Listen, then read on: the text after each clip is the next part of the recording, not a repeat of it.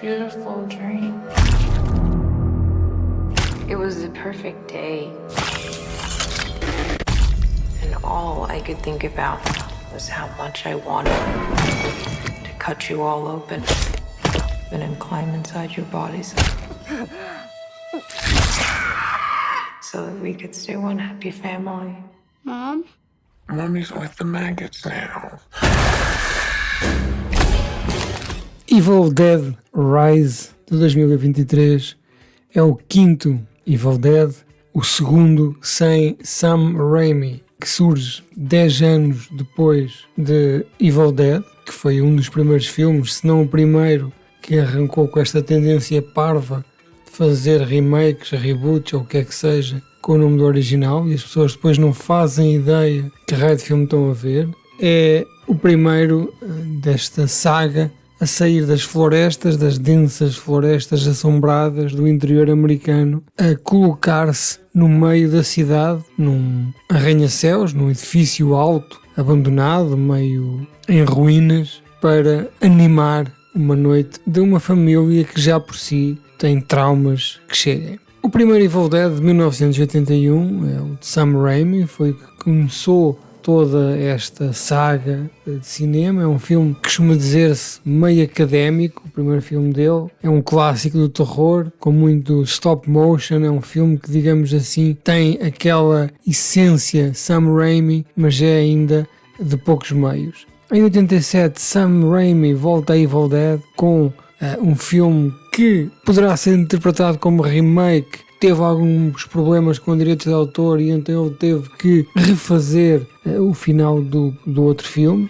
desta vez já com outros orçamentos e com outros meios, e estender a história para que Bruce Campbell passasse uma noite inteira a lutar demónios. Foi aqui que foi introduzido este humor típico de Bruce Campbell e Sam Raimi, e mais tarde, em 92, vem o Army of Darkness, em que Ash, grande herói desta trilogia, é enviado para tempos medievais, munido apenas de uma caçadeira e do seu carro, o famoso carro de Sam Raimi, para combater o mal. Em 2013 houve então este remake, reboot, que vem renascer esta saga, do qual eu não sou particularmente fã, porque acho que canibalizou muito os originais, e agora chega-nos então o Evil Dead 5, que é o tal passado num prédio, num ambiente urbano. Uma família que recentemente teve alguns traumas é visitada pela tia, portanto a irmã da mãe.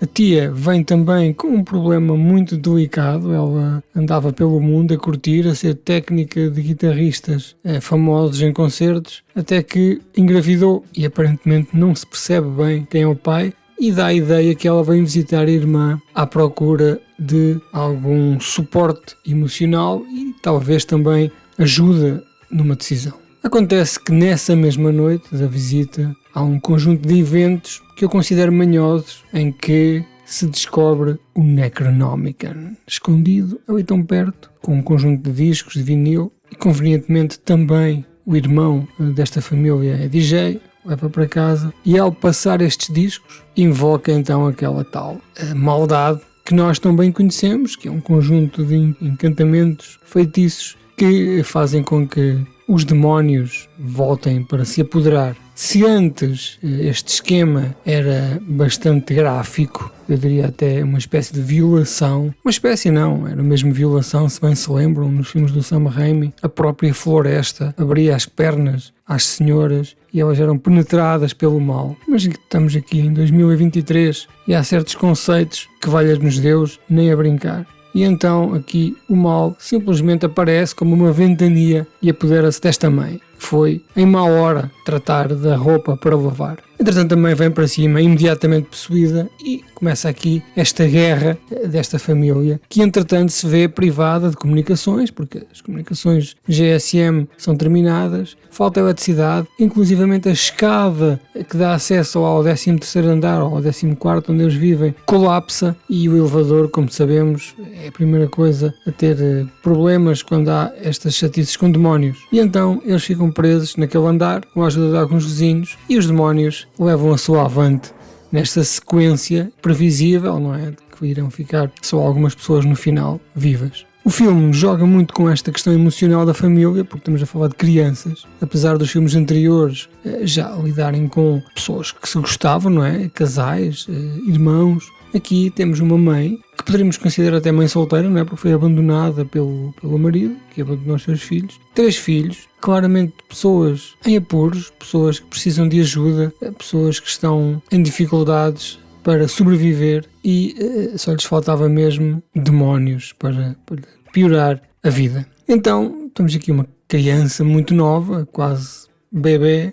Temos 2 jovens teenagers, um casal, sempre com aquela dualidade emocional. Devo decepar a cabeça a este demónio ou então devo ficar simplesmente a olhar para ela porque é a minha mãe e é a mãe que eu tanto amo, na esperança que ela recupere. Em caso de dúvida, e quando se trata de demónios, devemos sempre decepar a cabeça. Do ponto de vista dos Evil Deads, eu gostei muito, porque enquanto o 2013 foi aquilo que Carl Urban chama rehashing old shit, em que se pega em coisas e se requenta no micro-ondas, este aqui deu o passo que era necessário, que é vamos fazer um filme neste universo. Não necessariamente remake, não necessariamente reboot, não necessariamente sequela. O que vamos fazer aqui é um filme neste universo. Pegando nos elementos, aqui vamos perceber que há 3 livros dos mortos, espalhados por vários sítios, e que, eventualmente, onde está este livro dos mortos, haverá desacatos com demónios. O que eu não gostei neste filme foi, em primeiro lugar, como já vos falei, a maneira como precisa haver aqui um artefacto manhoso para que o livro apareça, mas de facto assim tem que ser.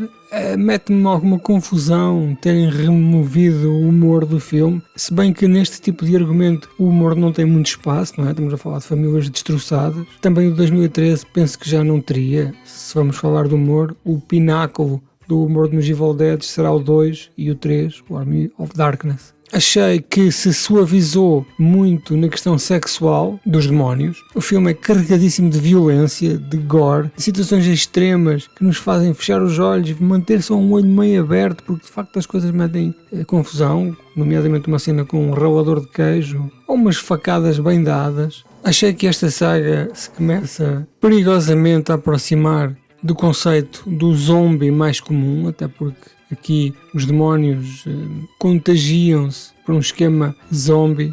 A mitologia do demónio do Evil Dead tem um mecanismo diferente, tem outra dinâmica de jogo, digamos assim. Gostei muito, achei-me para ser visto no cinema, nem que seja pelo excelente design de som, que é uma coisa que dificilmente se consegue replicar em casa. O som é de facto avassalador. Podemos afirmar com algum grau de certeza que este franchise ainda continua fresco, ainda não houve um filme que o tenha verdadeiramente atirado para aquela zona do requeijão, onde toda a gente se ri muito só de pensar num filme ou numa determinada cena. Mantém-se coeso e esperemos que os seus próximos tomos, que os vamos ver, sem dúvida absolutamente nenhuma, sejam também para continuar este legado. You'd be a good mom someday, Honeybeth. Oh, yeah? Yeah, you know how to lie to kids. They said